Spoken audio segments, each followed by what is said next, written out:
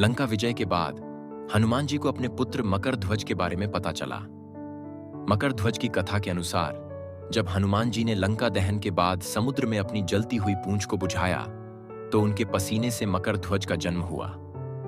मकर ध्वज पाताल लोक में राक्षसों का राजा बना। जब हनुमान जी ने पाताल लोक में भगवान राम की अंगूठी लेने के लिए प्रवेश किया तब पिता पुत्र का सामना हुआ। मकर ध्वज ने उन्हें नहीं पहचाना और युद्ध करने को तैयार हो गया। बाद में पहचान होने पर मकर ध्वज ने अपने पिता के चरणों में सिर झुका दिया। एक बार श्री राम के दर्शन के लिए भगवान विष्णु ने अपने सुदर्शन चक्र को छोड़ा। चक्र हनुमान जी के पास पहुंचा और श्री राम का नाम सुनकर वहीं रुक गया। हनुमान जी की भक्ति और शक्ति को देखकर विष्णु जी ने उन्हें प्रणाम किया और कहा कि आपकी भक्ति ही सर्वोच्च है। हनुमान जी को भगवान राम के हर पहलू से अत्यंत प्रेम था।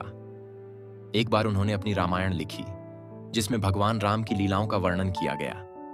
जब तुलसीदास जी ने इसे देखा तो वे निराश हो गए क्योंकि उनकी रामायण इसके सामने फीकी लग रही थी। इसे देखकर हनुमान जी ने अपनी रामायण को समुद्र में समर्पित कर दिया और तुलसीदास जी से कहा कि आपके ग्रंथ से ही लोग प्रेरणा लेंगे।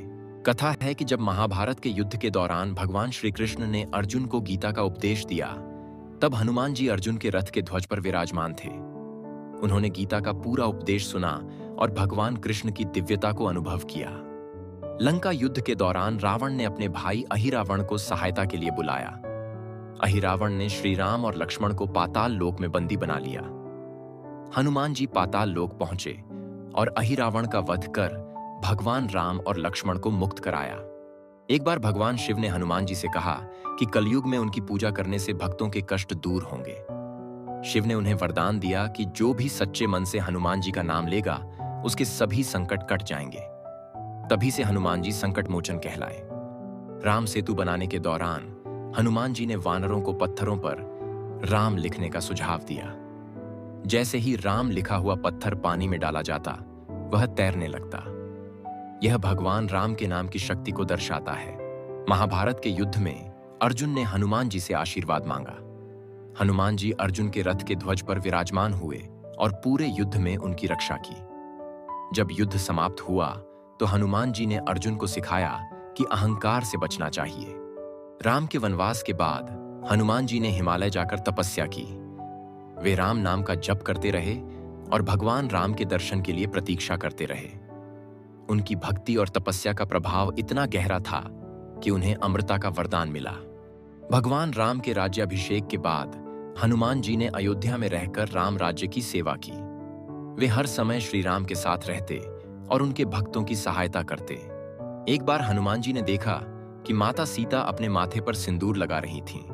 उन्होंने जिज्ञासा में पूछा, माता, यह आप क्यों करती हैं? सीता जी ने कहा, यह मैं श्री राम की दीर्घायु और सुख के लिए लगाती हूं। यह सुनकर हनुमान जी ने पूरे शरीर पर सिंदूर लगा लिया और कहा, अगर थोड़ा सा सिंदूर लगाने से प्रभु को प्रसन्नता मिलती है तो मैं अपने पूरे शरीर पर सिंदूर लगाऊंगा।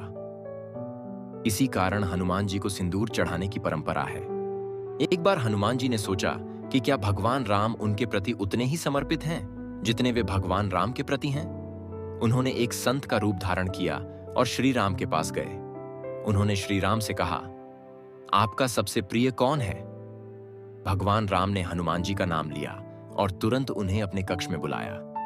यह देखकर हनुमान जी को संतोष हुआ कि भगवान राम भी उनके प्रति उतने ही निष्ठावान हैं। एक बार भगवान शिव ने अपनी शक्ति का परीक्षण करने के लिए हनुमान जी को चुनौती दी। हनुमान जी ने अपनी भक्ति, शक्ति और चतुराई से भगवान शिव को पराजित कर दिया। शिव ने उन्हें आशीर्वाद दिया और कहा कि उनकी भक्ति सबसे श्रेष्ठ है। कथा के अनुसार एक बार नारद मुनि ने हनुमान जी से पूछा कि क्या उन्होंने कभी वैकुंठ लोक के दर्शन किए हैं। हनुमान जी ने कहा, जहां राम कथा होती है वहीं वैकुंठ है। नारद जी ने भगवान विष्णु से इसकी पुष्टि की और विष्णु जी ने कहा, हनुमान सही कहते हैं, जहां श्री राम का नाम लिया जाता है वहीं वैकुंठ है। लंका युद्ध के दौरान अहिरावण ने श्री राम और लक्ष्मण को बंदी बना लिया था। उन्हें मुक्त करने के लिए हनुमान जी ने पंचमुखी रूप धारण किया। उन्होंने उत्तर, दक्षिण, पूर्व, पश्चिम और आकाश की ओर मुंह कर अपनी अद्भुत शक्ति का प्रदर्शन किया और अहिरावण का वध किया। माना जाता है कि कलयुग में भी हनुमान जी जीवित हैं। कई भक्तों ने संकट के समय उन्हें देखा है। कथा है कि एक बार तुलसीदास जी को परेशानी हो रही थी। तब हनुमान जी ने उनकी सहायता की और हनुमान चालीसा लिखने की प्रेरणा दी।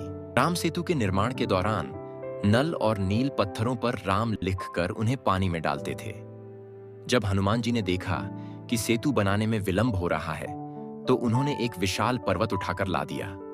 लेकिन नल ने उन्हें रोका और कहा कि नियम के अनुसार पत्थरों का ही उपयोग किया जाएगा। हनुमान जी ने नियम का पालन किया और उनकी विनम्रता की सभी ने सराहना की। कहा जाता है कि जहां भी हनुमान चालीसा का पाठ होता है, वहां से सारे संकट दूर हो जाते हैं। एक बार एक भक्त ने हनुमान जी से पूछा, आप इतने शक्तिशाली हैं, फिर भी इतने विनम्र क्यों हैं?